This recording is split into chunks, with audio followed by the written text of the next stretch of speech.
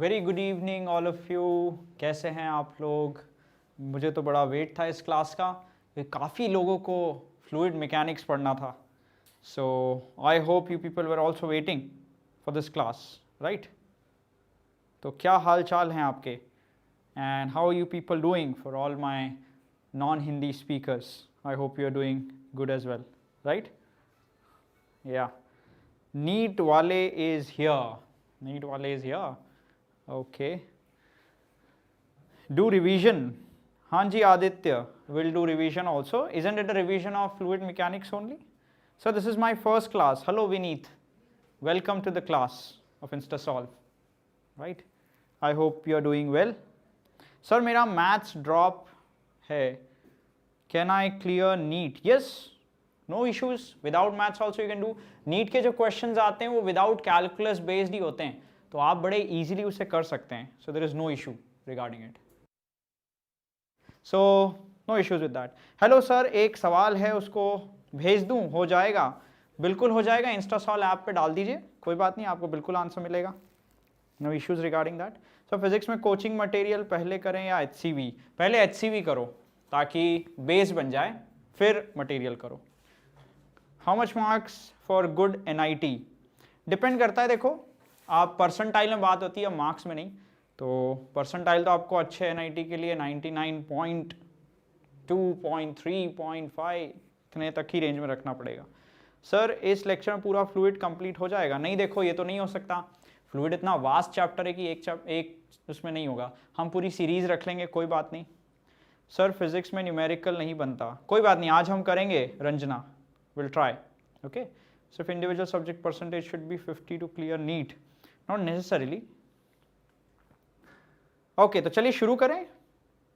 Thank you for your advice for doing HCV first. All right Shubhika, all the best for that. Yes Thangaraj, I will try my best. Okay, चलिए. So shall we begin? Let's begin the class. Fluid mechanics. How many of you like this chapter? How many of you dislike this chapter? Please tell me that.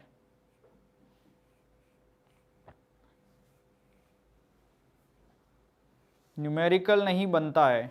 Okay, fun and take Himanshu, yeah it's fine. Sir, I am a dropper. Okay, I have a great respect for droppers because they have sacrificed their 1 year for clearing the JEE. It means you are passionate. No worries. Okay, you like this chapter. ठीक है, तो चलिए बिल्कुल physics improve करेंगे, कोई बात नहीं. Mahima will try to give you all the kinds of tips. Okay, you don't like, maybe after this lecture you start liking. तो शुरू करते हैं. मल्टीपल कॉन्सेप्ट्स आ जाते हैं फ्लूइड्स में. सरफेस टेंशन भी प्रॉपर्टी आ जाती है फ्लूइड्स में ही. और स्टैटिक लिक्विड की आज मैं बात करूंगा. आज मैंने फ्लो ऑफ लिक्विड की बात नहीं करी है. आज मैंने बर्नूइज इक्वेशन के क्वेश्चंस नहीं लिए, क्योंकि उसके लिए तो बहुत एक सेपरेट लेक्चर्स लेने पड़ेंगे, पूरी एक सीरीज. आज हम स्टैटिक फ्लूइड के बारे में ही बात करने वाले हैं. तो चलिए पहला क्वेश्चन लेते हैं. Let's begin. पहला क्वेश्चन लेके आते हैं. Here it comes. ये रहा पहला क्वेश्चन आपके सामने. ये JEE एडवांस 2018 में पूछा गया क्वेश्चन है. तो देखते हैं कितने लोग कर पाते हैं.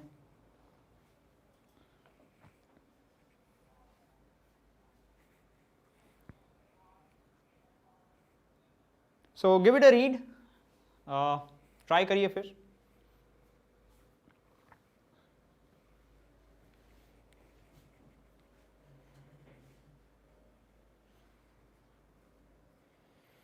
D option guest is saying.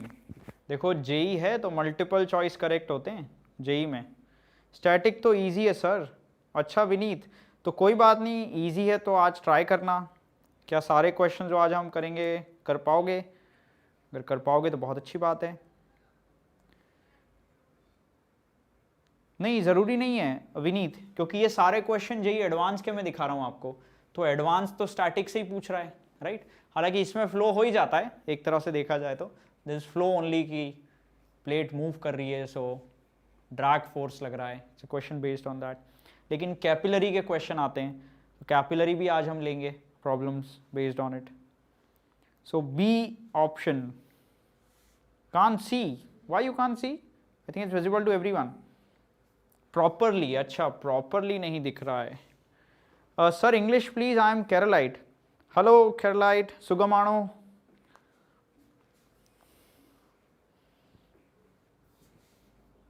Okay, let's solve this. So shall I solve this? Sir आप एक लेक्चर थर्मोडायनेमिक्स का दे दो. बिल्कुल, will try one lecture on thermodynamics. Sir I want to crack JEE, please help me. Okay Lovely Kumari, will try whatever tips are possible. देखिए आज fluids करते हैं, आपको काफ़ी हेल्प करेगा इसमें. तो एक एक चैप्टर का रोज अटेंड करो. Lovely, that's what I am going to tell you. तो चलिए शुरू करते हैं guys. Right answer is B. तो गाइज यहाँ पे तो मल्टीपल ऑप्शंस करेक्ट हैं. चलिए ले लेते हैं इस क्वेश्चन को लेते हैं कि क्या है इसमें. तो सबसे पहले बात करते हैं कि कोई भी ड्रैग फोर्स अगर लगता है तो वो कैसे लगता है, उसका एक्सप्रेशन क्या है. ईटा ए dv ओवर dz, ये फॉर्मूला होता है ड्रैग फोर्स का, सबको पता है ये, राइट. क्वेश्चन कराएंगे आज, क्वेश्चन कराते कराते पढ़ाऊंगा, ठीक है. ये तरीका बेस्ट होता है, क्वेश्चन कराते हुए पढ़ाओ. तो ईटा ए dv ओवर dz. अब इन्होंने क्या दिया हुआ है कि ऐसी एक कोई प्लेट है और वो एक कंटेनर में रखी हुई है जिसमें कि लिक्विड फिल्ड है. तो मान लीजिए कि यहाँ पे लिक्विड में फ्लोट कर रही है और ये हाइट h है लिक्विड की कंटेनर में बेस से. तो अब आप समझ ही गए होंगे कि अगर मैं पहला ऑप्शन लूँ, पहले ऑप्शन की चलिए बात कर लेते हैं. The resistive force of liquid on the plate is inversely proportional to h. तो ये ऑप्शन करेक्ट होगा. क्यों? क्योंकि अगर मैं बॉटम से देखूं, वेलोसिटी का ग्रेडियंट dv बाई dz क्या होता है कि वेलोसिटी का difference between 2 points by the distance between them. तो मैं तो एक बॉटम मोस्ट पॉइंट ले लेता हूं जहां लिक्विड ऑलमोस्ट रेस्ट पे माना जाएगा, ऑलमोस्ट रेस्ट पे रहेगा, इसलिए उन्होंने कंडीशन भी दी हुई है, right. The height of the liquid in the tank is much less than the width. ये क्यों दिया? जेई एडवांस जो भी कुछ बोलता है उसके पीछे लॉजिक होता है. ये इसलिए दिया कि जो बॉटम का लिक्विड है फिर मूव नहीं करेगा, इसीलिए ये दिया.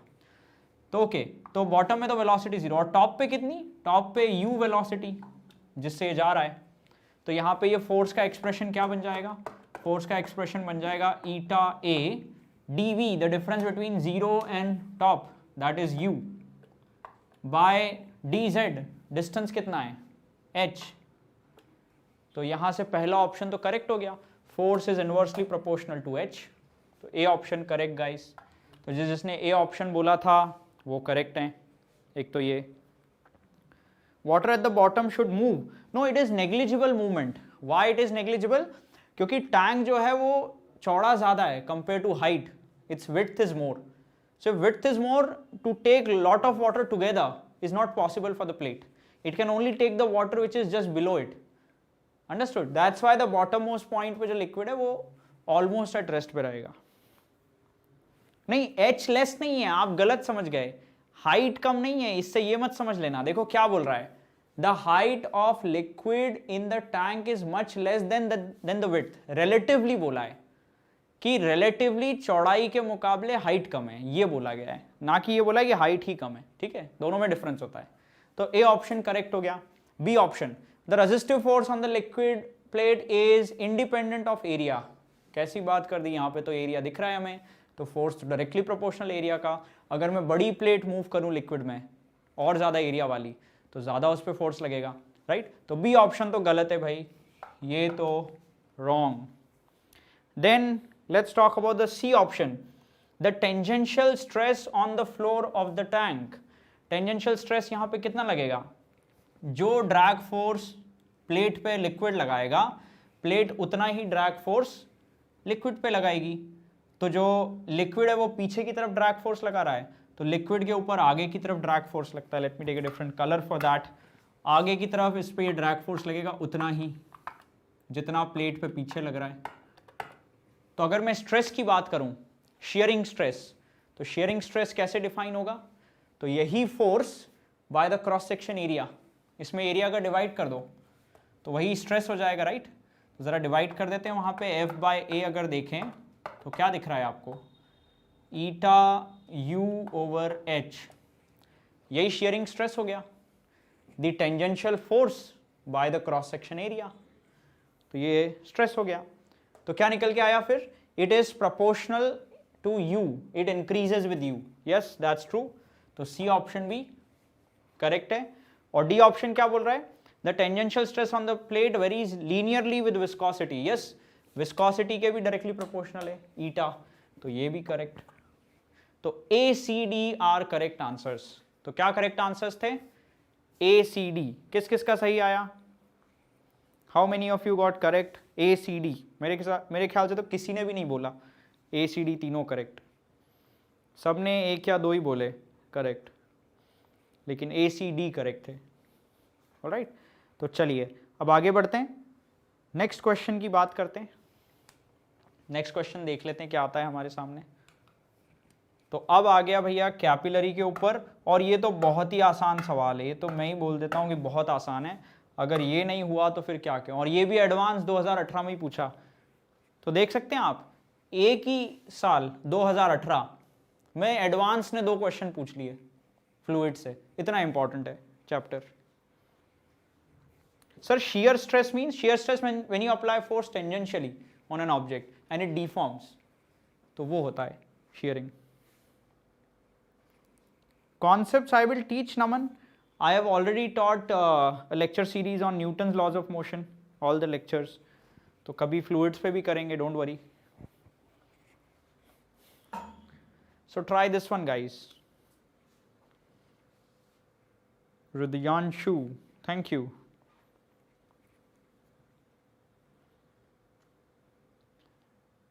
So let's see what you have to say for this one.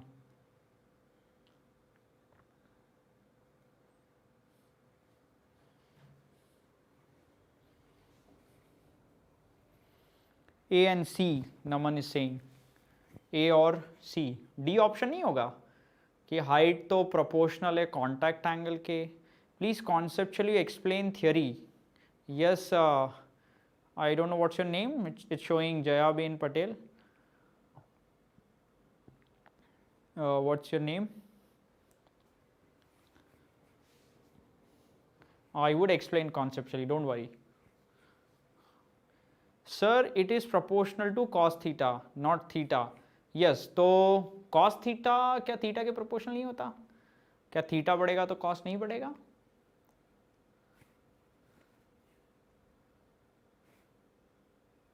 Sir पहले कॉन्सेप्ट बताइए। हाँ हाँ बिल्कुल कॉन्सेप्ट बताएंगे, डोंट वरी।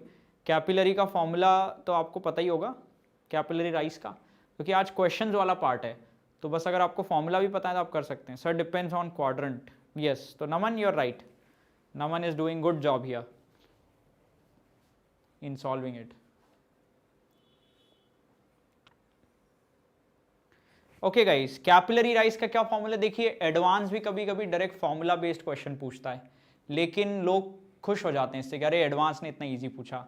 ये इस तरह के क्वेश्चन सिर्फ कट ऑफ बढ़ाते हैं और कुछ नहीं, क्योंकि जो क्वेश्चन सब लोग कर लेंगे वो तो फिर डिसाइडिंग फैक्टर रहा ही नहीं। डिसाइडिंग फैक्टर फिर कौन सा होगा, वही क्वेश्चंस होते हैं जो डिफिकल्ट होते हैं, जो ज़्यादा लोग नहीं कर पाते हैं, वही तो स्टूडेंट को बाइफरकेट करते हैं, रैंक उसी से आती है।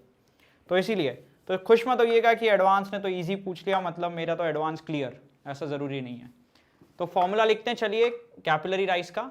कैपिलरी राइज का फॉर्मूला क्या है,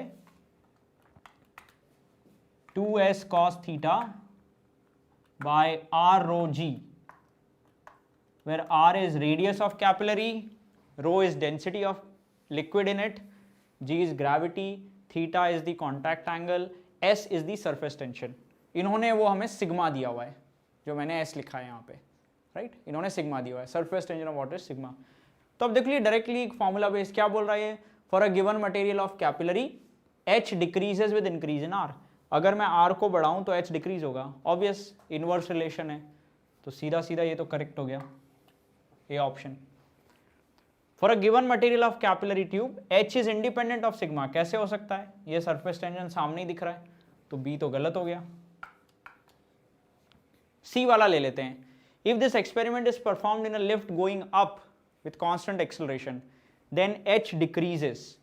तो अगर मैं लिफ्ट में ऊपर जाने लगूं तो क्या h कम होगा, क्या सोचते हैं आप? अगर मैं लिफ्ट में ऊपर जाऊं तो क्या ग्रेविटी की वैल्यू चेंज होगी? तो आप लोग जब भी लिफ्ट में जाते हैं तो क्या आपको फीलिंग नहीं आती कि आपका वेट थोड़ा सा बढ़ गया है, your weight has increased a bit, right? आपको थोड़ा सा और ज़्यादा वेट फील होता है, क्यों? क्योंकि इफेक्टिव ग्रेविटी बढ़ जाती है। अब जो लिफ्ट में ग्रेविटी है वो नॉर्मल ग्रेविटी से ज़्यादा है अगर लिफ्ट ऊपर जा रही है, और जब लिफ्ट नीचे जाती है तो क्या फील होता है? लाइट हो गए थोड़े से, वेट कम हो गया, तो इफेक्टिव ग्रेविटी घट जाती है। तो ऑब्वियसली बात है, लिफ्ट ऊपर जा रही है तो इफेक्टिव ग्रेविटी यहाँ पे बढ़ेगी, और अगर जी बढ़ता है तो एच तो कम होगा ही, तो इसका मतलब सी ऑप्शन भी करेक्ट है। And then H is proportional to contact angle. इसमें लोग गलती कर देते हैं क्योंकि वो बोलते हैं हाँ प्रोपोर्शनल तो है, ये रहा थीटा सामने ही, तो प्रोपोर्शनल होगा। नहीं, गलती कर दी, क्योंकि कॉस अलग तरह से बिहेव करता है। कॉस 0 डिग्री पे तो 1 है मैक्सिमम, लेकिन जैसे ही 30 डिग्री करोगे कम हो गया, 60 डिग्री करोगे और कम हो गया, 90 डिग्री जाओगे तो 0 हो गया। तो कॉस एंगल के साथ कम होता है, इसका मतलब एच का इनवर्स रिलेशन है थीटा के साथ, तो डी ऑप्शन सही नहीं है। तो करेक्ट आंसर्स कौन कौन से हैं? करेक्ट आंसर्स ए एंड सी। तो एक नमन का तो सही था, और किसका? Explain option A one more time. Kriti, that's directly from here radius and h are inversely proportional, right? So if you would increase the radius, h would go down, inverse relation. Simple as that. Sir chapter समझाओ। देखो उसके लिए एक अलग lecture series करेंगे जिसमें कि पूरा चैप्टर समझेंगे, उसमें हमें पूरा लेक्चर सीरीज लेना पड़ेगी एक, क्योंकि बेसिक से शुरुआत करनी पड़ेगी इसीलिए। Sir I M new here, will this help in quick revision? Yes, why not, Kirti Shiv Kumar, it will definitely help you. Like for example, you can revise your fluids today, so this will help you. Okay, let's continue to the next problem. अब ये थोड़ा अच्छा problem है, देखते हैं कितने लोग कर पाते हैं। तो नमन, देखते हैं इस बार आंसर कर पाते हो नहीं, अभी तक तो सब सही आंसर कर रहे हो। Can you explain surface tension sums? या सरफेस टेंशन का सम आने वाला है अभी, इसके बाद एडवांस का ही प्रॉब्लम होगा। Capillary is based on surface tension.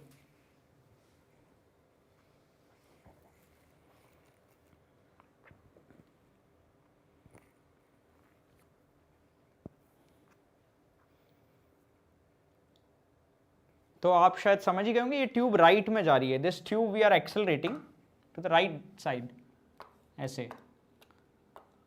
अच्छा एक बात बताओ, अभी तो लेवल सेम है, level is same in both right now. The moment I start accelerated to the right, what will happen to the level? Right arm में level would go up और will go down if I am accelerating it to the right. Liquid level in right arm would decrease, increase, remain same. What will happen? Anyone who can answer that? Left में level increase होगा, that's what lost mind is saying, and others right arm में right arm decreases down, left में increase, okay, left में increase, right में down, okay. Right में level increase होगा? नहीं नहीं नहीं नहीं mister guest, you are right, you are wrong. I mean right में आर्म में जो वाटर है वो नीचे जाएगा। क्यों ऐसा होगा? क्योंकि देखो पूरे फ्लूइड पे सूडो फोर्स लगेगा अगर ये आगे जा रहा है, तो सूडो फोर्स लगेगा तो ये वाला जो हॉरिजॉन्टली जो लिक्विड प्लेस्ड है ये पूरा का पूरा पीछे शिफ्ट होगा, और अगर ये पीछे शिफ्ट होगा तो यहाँ पे गैप क्रिएट हो जाएगी, तो ये लिक्विड नीचे आ जाएगा उसको कवर करने के लिए, और ये जब पीछे शिफ्ट होगा तो इसको ऊपर पुश करेगा, तो यहाँ पे लिक्विड क्या हो जाएगा? ऊपर चला जाएगा। तो फाइनल सिचुएशन कैसी होगी कि यहाँ पे तो लिक्विड चला गया इधर और यहाँ पे लिक्विड आ गया नीचे, ऐसे, समझ गए? तो अब ये नए लेवल्स होंगे, और उन्होंने हमसे क्या बोला है? उन्होंने बोला है कि इन दोनों लेवल्स में you tell us the difference, that what will be the difference created between these two levels. H, ये एच हमें निकालना है। So question clear now? Liquid ऐसे शिफ्ट हो गया है। I did not see acceleration. Okay, तो फिर तो किसी में भी नहीं बढ़ेगा, एक्सेलरेशन ही है तो फिर तो नॉर्मल रहेगा. Sir can you say some important topics which should be covered especially in this chapter for NEET. So Yashmin, NEET, what I have seen in the past years, capillary concept is very important for NEET. Capillary direct formula based questions come. Surface tension based question, direct formula, surface energy and all, these usually come. And apart from that, the pressure variation with depth, P naught plus rho gh or P1 plus rho gh when you go in depth of a liquid. These are few important topics they ask always questions from. Equation of curve कैसे निकालें in accelerating container filled with liquid.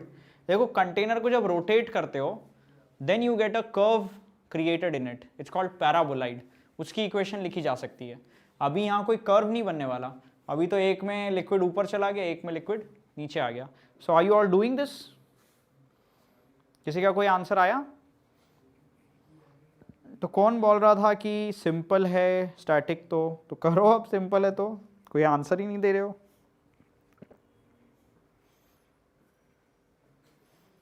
Sir AL/G, क्या बात है नमन, नमन ने सही कर लिया.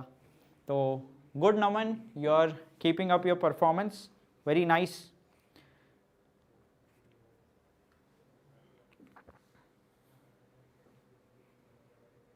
कभी स्ट्रेट लाइन बना तो, हाँ यहाँ स्ट्रेट लाइन नहीं बनेगा.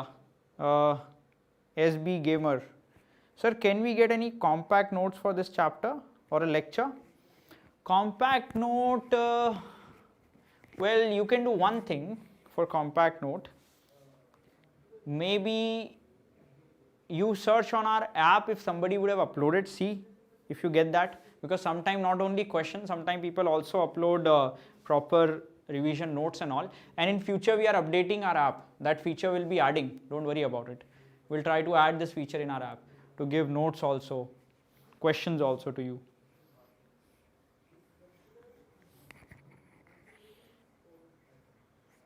Okay guys, shall I solve this? क्या इसे सॉल्व करूं मैं? हेलो कुणाल. ओके चलिए सॉल्व करते हैं गाइस. तो अब देखिए, what I'll do is I'll take 2 points in the same liquid. एक तो मैंने यहां पे पॉइंट लिया. Let's consider the liquid in horizontal part, that's what I'm trying to say. The liquid in the horizontal part should be considered. This liquid, let us say that the cross section area of this tube is A. That is a cross section, it's uniform cross section. That means this cross section area is also here. This is also A cross section area. So what you see here is a cylinder. ये एक cylinder है और ये cylinder जो है वो right में accelerate हो रहा है, isn't it? It is accelerating to the right side. So there must be a net force on it in the right direction. So वो force कहाँ से आ रहा है? Well, that force is coming from the liquid which is exerting it from here. ये जो पूरा liquid column है इसके ऊपर on the left side is exerting a pressure. So जो इसके ऊपर pressure आ रहा है वो यहाँ से आ रहा है. Let us say that P1 pressure is here. तो कितना force लगेगा फिर? If pressure is P1, you multiply by area. So you get P1A force from this side. And what about here? Let's say P2 pressure is being applied by liquid on this side. So P2A will be the force from here. What are these P1 and P2? P1 is pressure here and P2 is pressure here. These are P1, P2. तो अब जरा बताएंगे net force कितना हुआ इस cylinder पे जो मैंने लिया है. ये हॉरिजॉन्टल सिलेंडर की बात कर रहा हूँ. Only this horizontal cylinder I am talking about. So P1 minus P2A, मैंने कॉमन ले लिया A को. Isn't that the net force? And net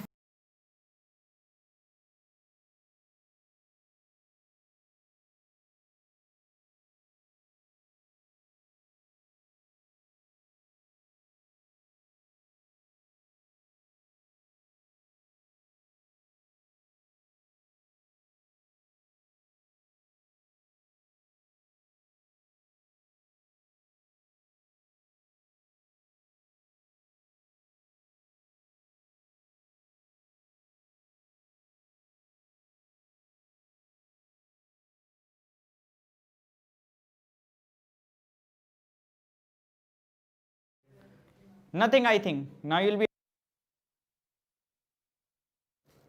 be able to hear me, I guess.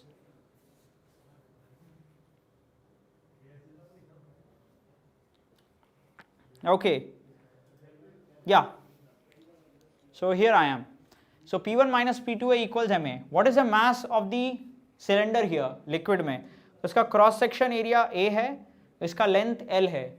L is the length of it, A is the cross section area of it. So the volume is A into L. That's volume, and the density is rho. So rho into AL times A. Is this clear to everyone? What is rho AL? A into L is volume, rho is density, so that gives me mass. Okay. अब P1 minus P2 इधर है ऐसे ही, and from here area gets cancelled. Area gets cancelled, and finally what is the equation I get? P1 minus P2 equal rho L A. Now what is P1 minus P2? P1 is pressure here. अब liquid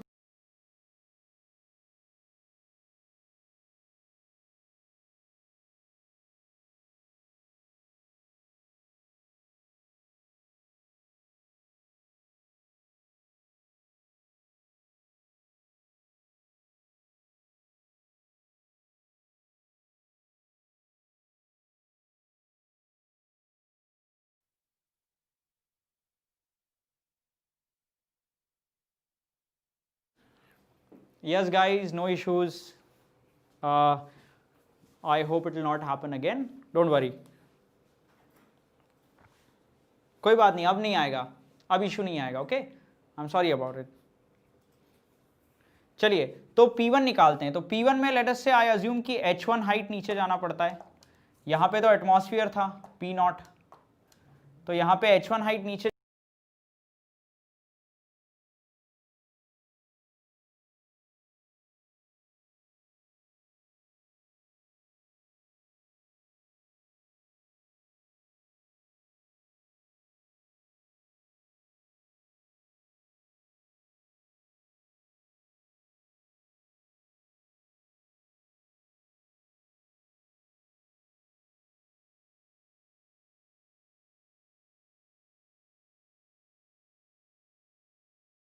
लगता है fluids पसंद नहीं है.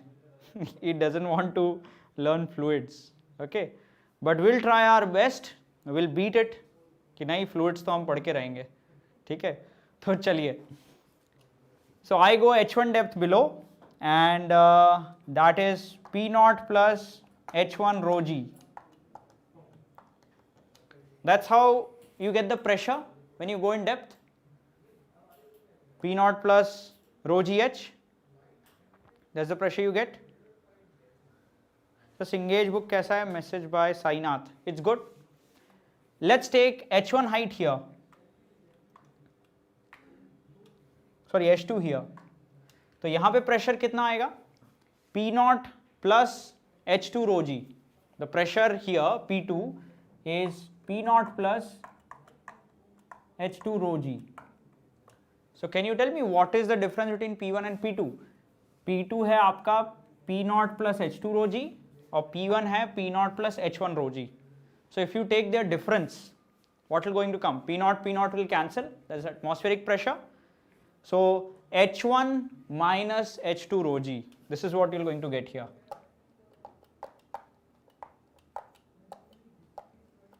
और फिर देखिए रो भी कैंसिल हो जाएगा, रो वुड ऑल्सो कैंसिल. तो फाइनली H1 माइनस H2 क्या है? ये पूरी हाइट में से if you subtract this height you get the H. So H का वैल्यू आ गया directly. So here we have our answer. H का वैल्यू आ रहा है LA/G. That is your answer for the question. LA/G.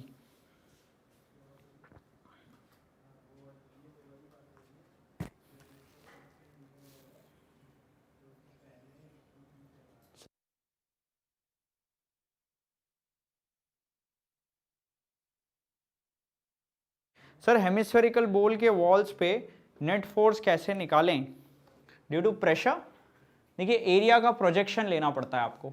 You have to take the projection of the area, and when you take the projection surprisingly comes out to be the area of its cross section, as you can say, hemisphere का pi are square उसी के equal आ जाता है.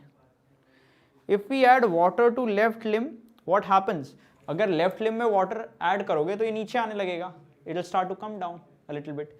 सो answer for this question was LA/G. Okay, that's how it is. चलिए next question पे आगे बढ़ते हैं guys. Let's go for the next problem. It's really good question. The next one देखते हैं ये कितने लोग कर पाते हैं. Here is the question. ये भी JEE एडवांस का क्वेश्चन है and it is on capillary.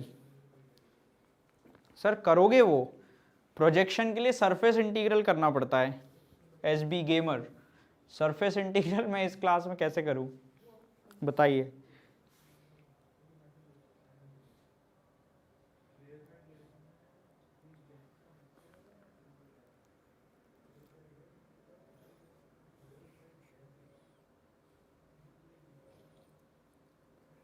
Try this problem guys. Capillary के आपने बहुत क्वेश्चन किए होंगे राइट, लेकिन कभी कैपिलरी कोन के शेप में देखी है? पहली बार कोनिकल कैपिलरी दे दिया आपको. Capillary has become conical now.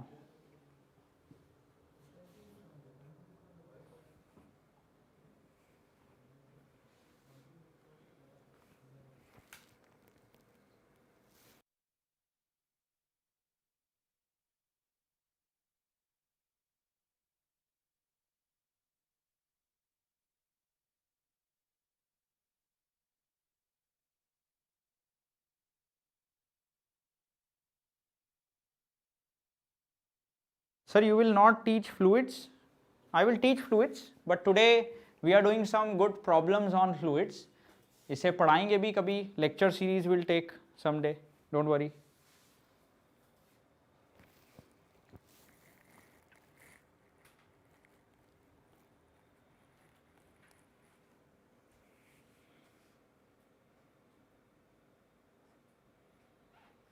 Sir, how to solve it? Yes, Himanshu will learn how to solve it. Don't worry. थोड़ा सोचो कि सिलेंड्रिकल कैपिलरी तो बहुत किया, कोनिकल को कैसे करें.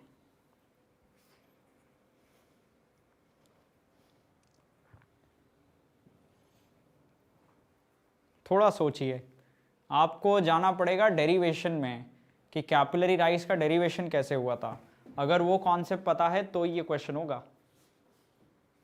बी आंसर किसका? बी आंसर है गेस्ट का. Sir I have one doubt. Yeah please go ahead. What is your doubt?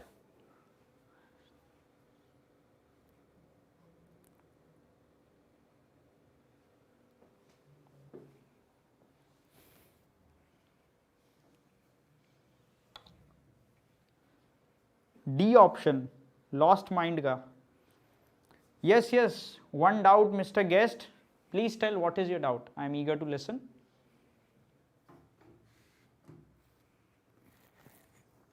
नमन का डी आ रहा है. Naman contact angle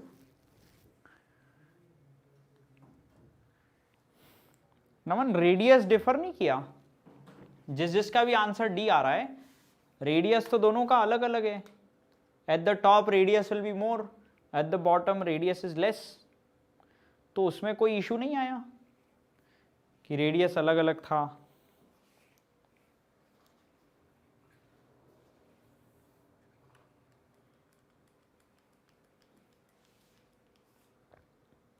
Sir, how to solve it? Yeah, I'll solve it. Don't worry. Let us give everyone time to solve first. फिर हम करते हैं इसे. Sir meniscus radius लिया. ओके, लेकिन यहां तो रेडियस ऑफ क्रॉस सेक्शन भी है. फिर क्रॉस सेक्शन का रेडियस भी दिया हुआ है, मेनिस्कस का तो दिया नहीं.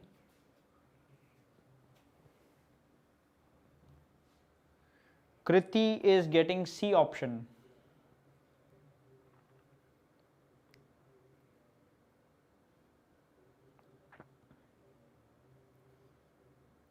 An ideal fluid flows through a pipe of circular cross section with diameter as this. Kunal is getting A. Mr. Guest, अभी करेंगे ये डाउट. पहले ये वाला तो मैं सॉल्व करा दूं, उसके बाद will take yours. B option किसी का आ रहा है। तो चलिए सॉल्व करें, इसे सॉल्व करते हैं। चलिए तो देखिए थोड़ा सा इसका डायग्राम मैं बना देता हूँ बड़ा थोड़ा, ताकि आपको दिखाई दे। तो ऐसे कुछ कोनिकल, कुछ ज़्यादा ही से कोनिकल दिखा देते हैं इस तरह से, ठीक है। अब ज़रा वाटर की बात करो। वाटर जब भी ग्लास के साथ कांटेक्ट करता है तो 0 डिग्री एंगल बनाता है, ये आपको पता है।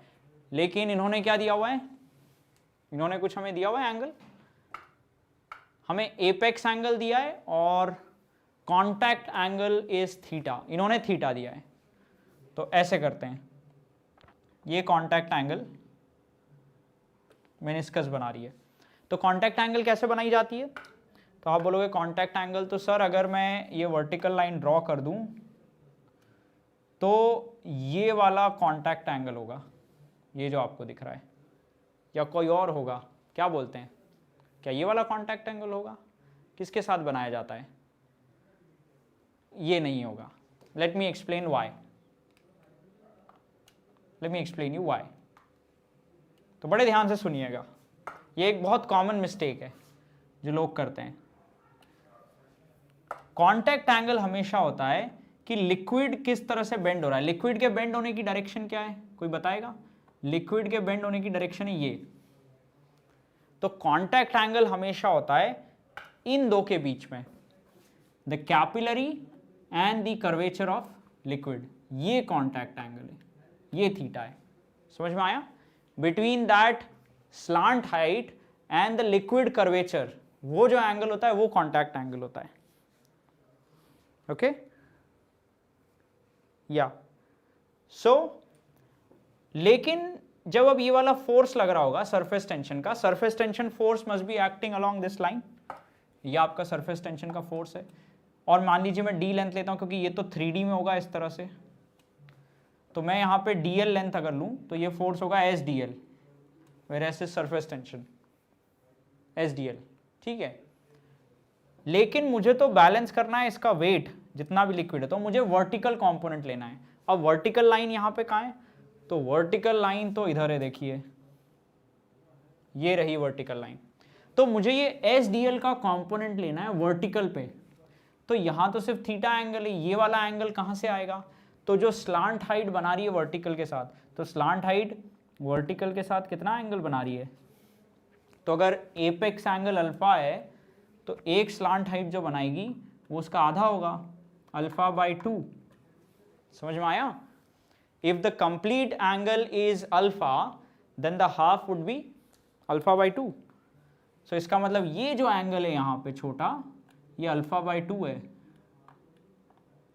पता नहीं दिख भी रहा है नहीं, मैंने जो ड्रॉ किया अल्फा बाई 2। तो अब बताइए SDL का जब मैं कंपोनेंट लूंगा तो कितना आएगा? SDL cos of theta plus alpha by 2, ये आएगा। और इसको इंटीग्रेट करोगे तो सारा वर्टिकल फोर्सेस ऐड हो जाएंगे। तो इसको इंटीग्रेट करोगे and you will equate it to the weight of the liquid in the capillary. तो खैर जब इंटीग्रेशन करोगे आपको कॉस के अंदर वाली टर्म तो दिखी गई, cos theta plus alpha by 2। तो आगे क्वेश्चन करने की जरूरत नहीं, ये डी ऑप्शन में दिख रहा है हमें, थीटा प्लस अल्फा बाई 2। तो D is the correct answer.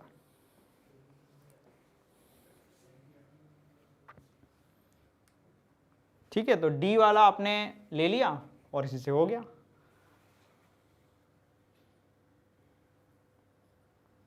From inside the liquid, yes, contact angle is always between meniscus tangent and the solid surface tangent, दोनों के बीच का। तो वो ये था। सर मेरा सही तो था? यस नमन, सही था। मैं तो पूछने की कोशिश कर रहा था कि was it correct or was it not, was trying to test you।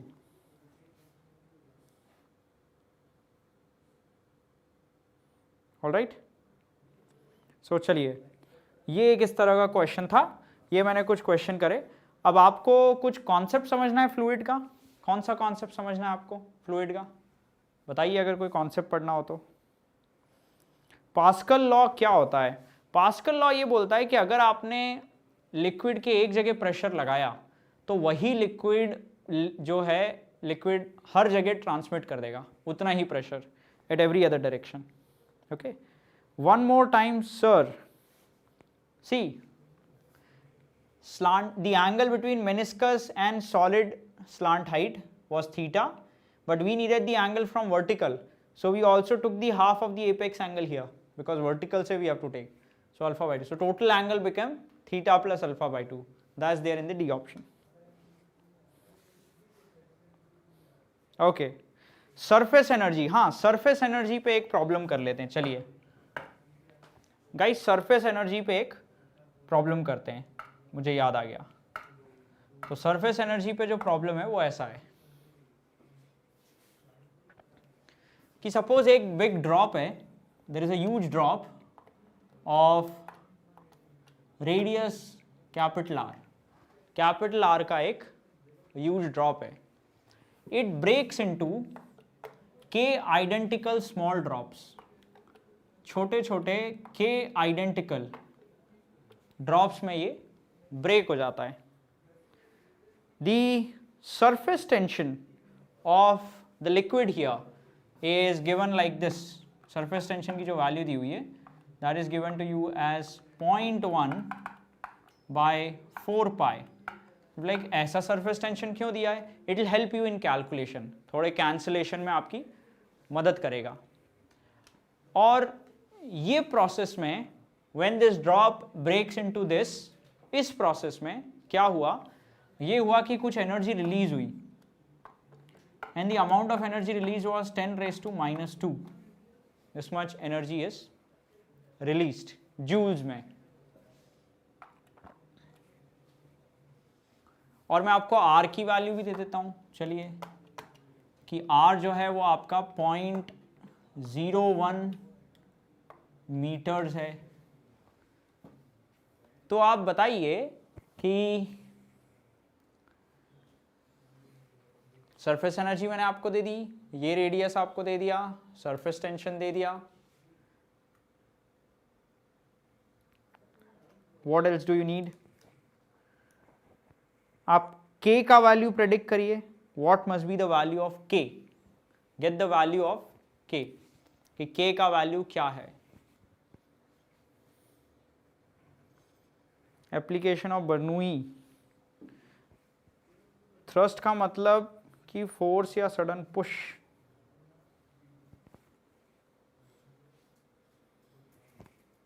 So try this guys. A big fluids drop converted into k identical small drops. Surface tension दिया है और जो energy released है वो दी हुई है. And you have to give me the value of k, कि कितनी drops में break हुआ होगा ये. How many drops it would have breaked into.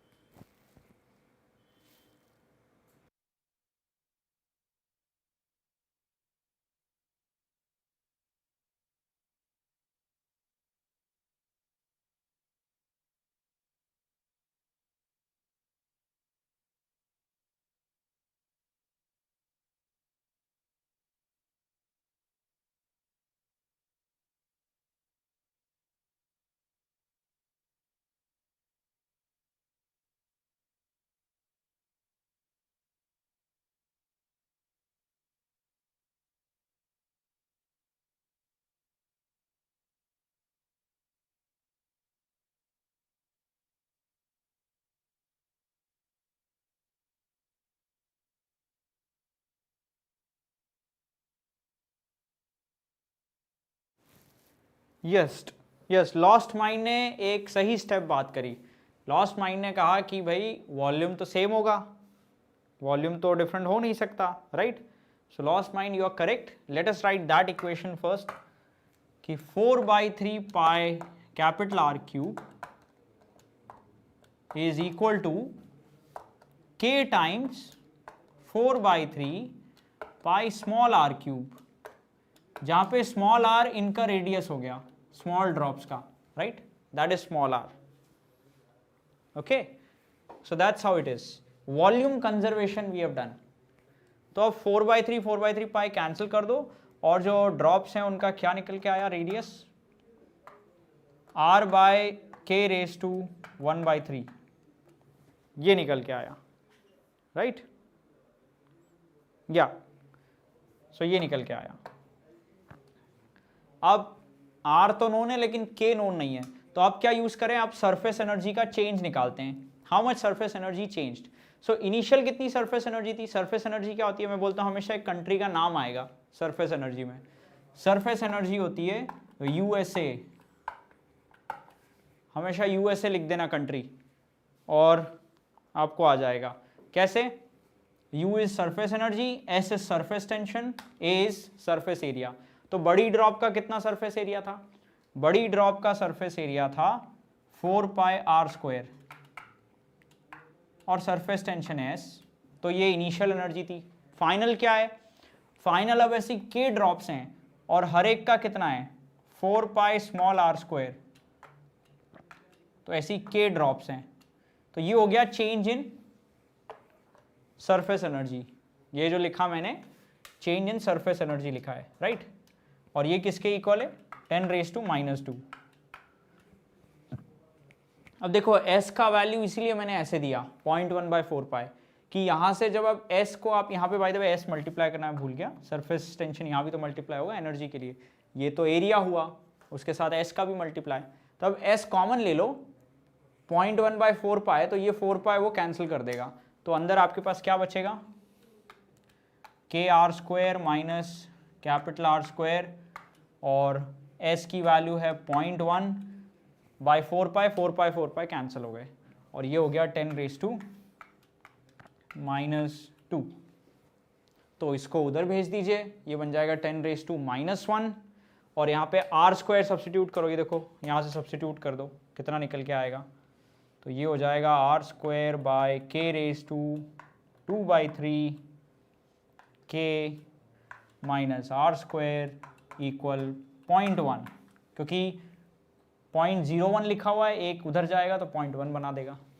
अब यहाँ से देखिए k कितना निकल के आया, k⁻⁻³ माइनस 1, मैंने R² को कॉमन लिया, तो R² कितना है 10⁻², इट विल बिकम माइनस 10⁻² है, इसका स्क्वायर कितना हो जाएगा, square of it will become -4, -4 को जब उधर भेजेंगे तो कितना बन जाएगा -3,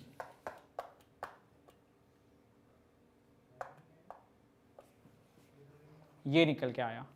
तो k⁻⁻³ की वैल्यू क्या आ गई,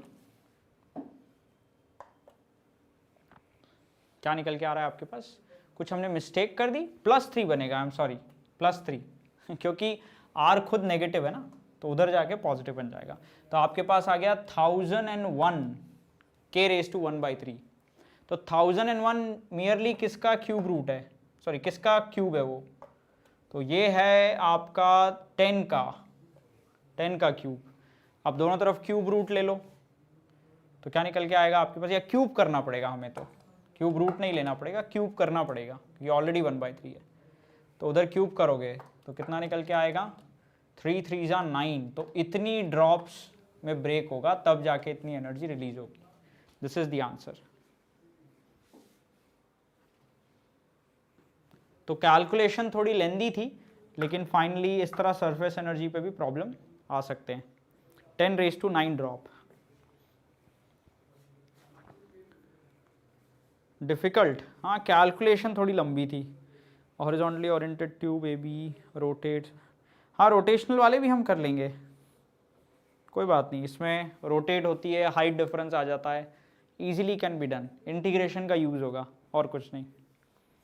तो चलिए गाइस, अब आज इतने ही क्वेश्चन करते हैं, नेक्स्ट टाइम जैसा कि आप सब लोग बोल रहे हैं कि फ्लूइड्स पढ़ाओ हमें, तो मैं कोशिश करूँगा कि कुछ लेक्चर सीरीज़ हो जाए कि जिसमें आपको कॉन्सेप्ट पढ़ाए जाएँ। तो किस टॉपिक पे आपको पढ़ना है अब नेक्स्ट, कौन सा टॉपिक लिया जाए, which topic should be taken for lecture series?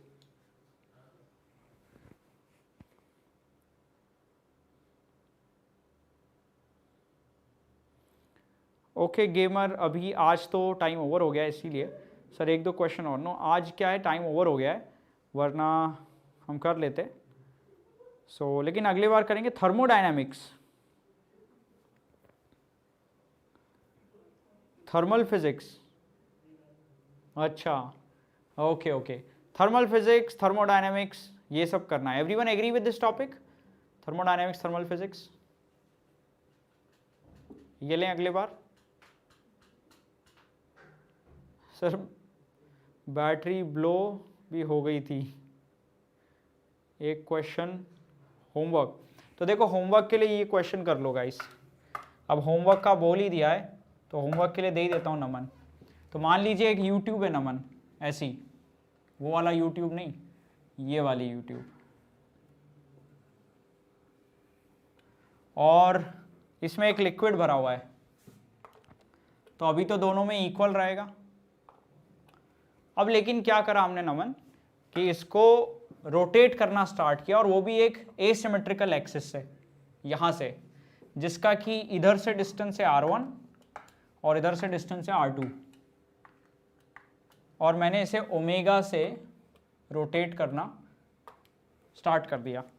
I started rotating it by omega. Yes Yasmin, so you have to tell me कि डिफरेंस इन द आर्म्स हो जाएगा, आर्म्स में डिफरेंस आ जाएगा, राइट अगर ऐसे रोटेट करोगे तो। अभी भी कौन सा कहाँ जाएगा अगर मैं पूछूँ तो, लेफ्ट में ऊपर जाएगा, राइट में नीचे जाएगा, क्या होगा वो आप सोचिएगा, लेकिन एक हाइट में डिफरेंस तो आ जाएगा, level difference, that height level difference you have to calculate. तो ये होमवर्क क्वेश्चन रहेगा, ठीक है, इजी है तो करो नमन, क्या आंसर है बता दो, क्योंकि हिंट दे देता हूँ कि इसमें इंटीग्रेशन लगेगा। अगर तुम्हें ये इजी लग रहा है तो मे भी तुमने गलत सोच लिया है, इसमें इंटीग्रेशन के बाद ही ये हो पाएगा, उसके पहले नहीं। Application of Bernoulli's theorem, yes Kriti, will try next time, okay. चलिए गाइस, तो सी यू नेक्स्ट टाइम, आज के लिए इतना ही रखते हैं, राइट, बाय बाय।